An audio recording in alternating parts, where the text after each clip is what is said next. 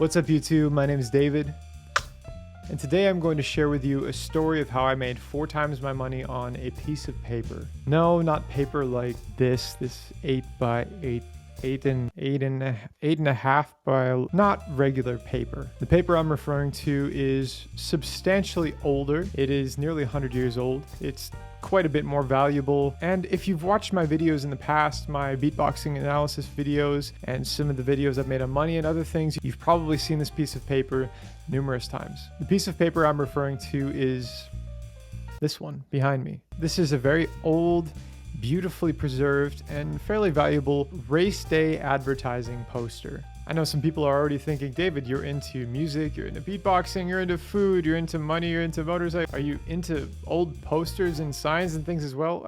Well, kind of, not really. However, this piece transcends genres between advertising and memorabilia, between signs and my bread and butter, antique motorcycles. When and how did I get this poster, and how did I make 4 times my money on it? Well, stick around, generate some watch hours for me, and maybe you'll find out. And I'm absolutely positive there are some elements in this video that can help any young or older entrepreneur out there that is trying to find some ways to have fun with their money and grow it at the same time. Before I tell you today's story, we're going to have a word from today's sponsor, me. Please go check out my music, Call Me When You're Lonely by me and Blackbird.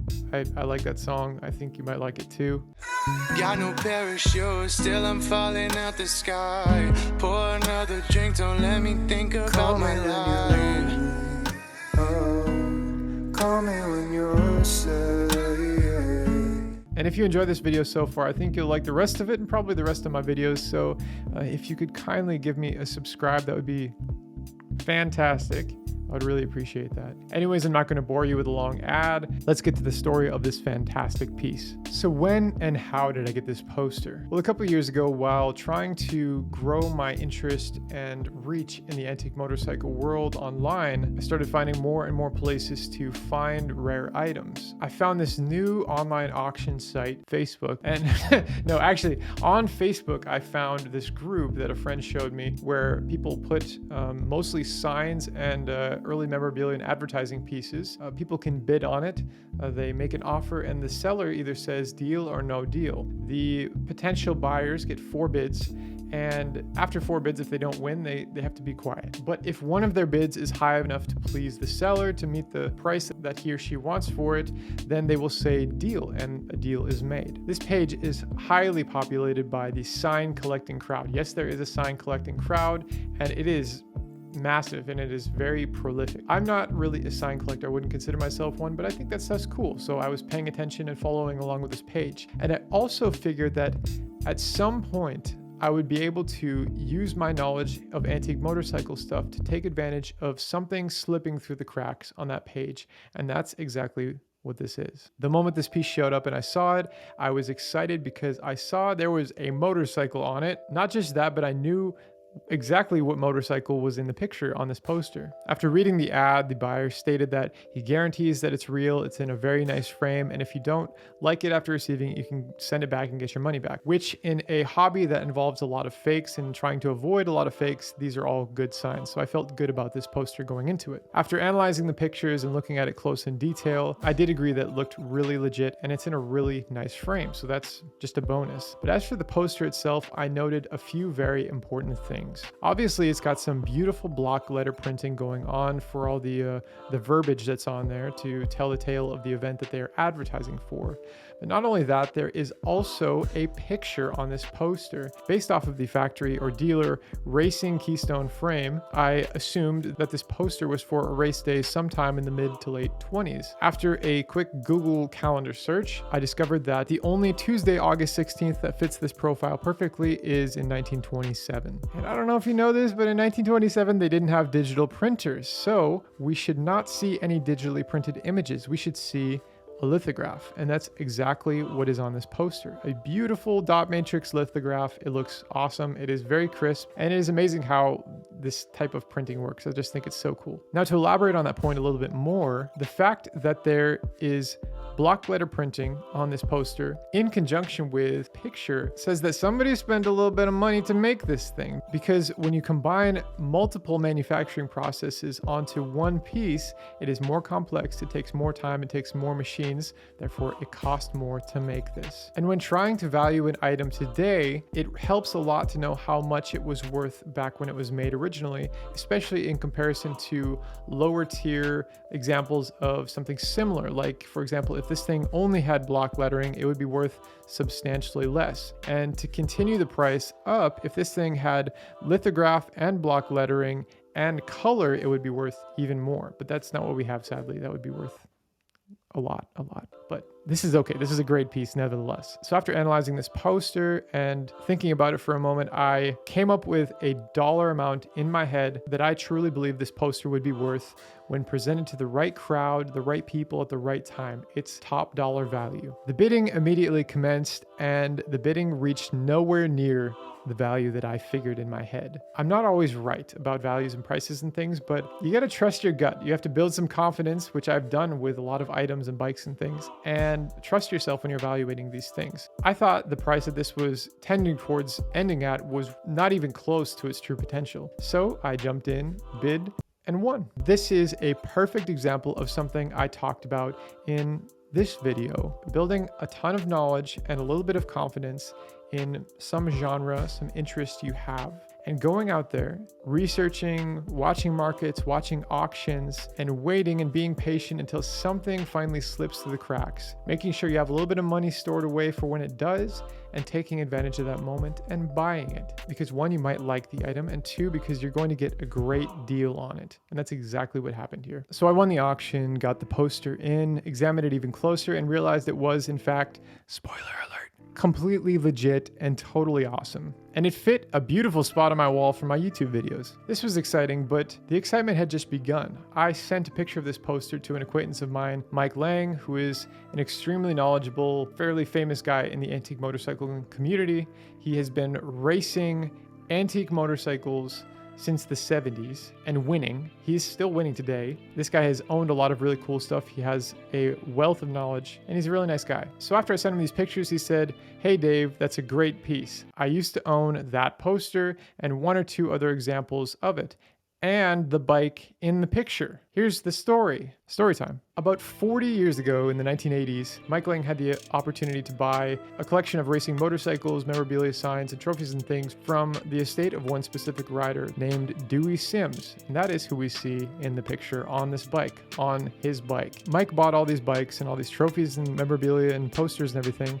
And while he was doing so, he actually took pictures. And I have a picture from Mike when he bought all these bikes. And in this picture, you can see this poster. Dewey was very excited about him being on the cover of this poster. He was being advertised as the main attraction for this race, which for anybody would be really cool. That's like a national celebrity status at the time. So of course, after the races happened, he grabbed a few of these posters as memoirs and souvenirs for his collection. As the decades went by, he just kept the posters safely along with his bikes, and after Mike bought them, most of the things got dispersed. Another example of this poster and the bike that's in the picture and a trophy went to a collector in Chicago. From what I've been told, it's like a guy that owns a Harley dealership there and collects antique motorcycles and things of the sort. So that's really cool. This poster reportedly traded hands a couple times between possibly Wisconsin, Michigan, and Canada before finally ending up in my hands. So it's a very cool and very rare poster, one of only 2 or 3 that is known to exist. What else is rare about this poster is that we know the history for basically its entire life. And most of that life was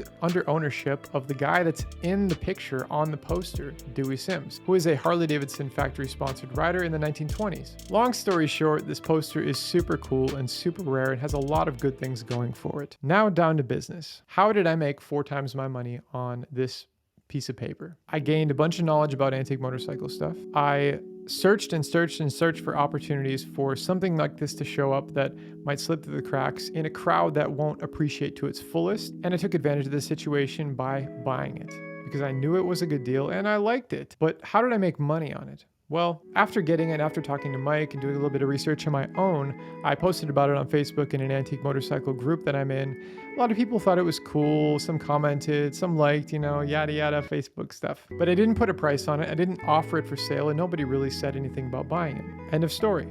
Fast forward to about 2 weeks ago, a year and a half later. A guy messages me on Facebook and says, "Hey, do you still have this poster? I would like to buy it." Okay, sure, give me a call. I still have it. It's on my wall. Long story short, I talked to the guy on the phone. He's really enthusiastic about early advertising, signs, antique motorcycle stuff, etc. He asked me my price for it, and from the moment I saw this poster for sale to this moment now, I have always had a certain price in mind, what I thought it was worth. I told him that price. He said, it's kind of high. Then we talked a little bit more, and I got him to agree that, it is kind of high, but it's worth it. And so he paid me. The deal's done. It's his poster. It's going to a great collection. I'm not going to reveal the price because I think, if something sells at a public auction, it's public. Anybody can look it up, see what it's sold for. But in private sales, it's kind of nice to leave things private. But I will say I did make 4 times my money. I know some people are thinking, if it was worth X amount of dollars that you sold it for, why didn't somebody pay that or closer to that when it was originally sold on that auction site? Because even an item this awesome, this cool, with a little bit of history behind it, it cannot sell itself, especially in front of the wrong audience. To get top dollar for something, especially as something so obscure like this, not only does it have to be real and kind of authenticated a little bit, not only does it have to be really nice and really unique and nicely presented, but it also has to be offered in front of the right audience, in front of the right people. You have to have the right people interested at the right time. People that enjoy signs and early advertising might think this is really cool, but people that love early printing, that love early advertising, and also love antique motorcycles are the only people that can truly appreciate this item to its fullest. And that is the person that found me, a guy that checks all those blocks. This is why big auction companies do so well. They bring in the right crowd. This is why eBay does so well, because it brings in the whole world. To get top dollar for an item, you have to find somebody that loves it. So tonight I'm actually going to finish this deal and do one of the less fun parts about buying and selling, but one of the most important that often gets disregarded, and that is shipping. I have to take this thing down, carefully box it, double box it actually, and ship it to this collector on the East Coast who is going to appreciate it to the fullest. Anybody out there that's buying and selling, please give time and attention to shipping. Don't think your responsibility with an item ends as soon as you get the money for it. Unless previously discussed, unless local pickup is involved, it's your responsibility to get this item to the collector in the same condition that it's in while it's hanging on your wall. I'm very excited for this collector to receive this item, and I hope you enjoyed this video as well. And if you did, please don't forget to subscribe and like the video, and leave a comment down below letting me know what else you want to see from me in the future, whether it's about money and business and collectability, or it's more beatboxing related videos that I've done in the past as well. I do enjoy making those too. Thank you for all the support that you've given me so far. We're climbing in subscribers and climbing in comments and everything all the time. So I really appreciate that, because even though a video like this might not get a bunch of views from me right away, I see the engagement. I see that people are interested in a subject that might benefit their lives, and that makes me really happy. So I will continue making more videos like this. Thank you for showing your interest. It means a lot. Thank you for watching, and as always, until next time.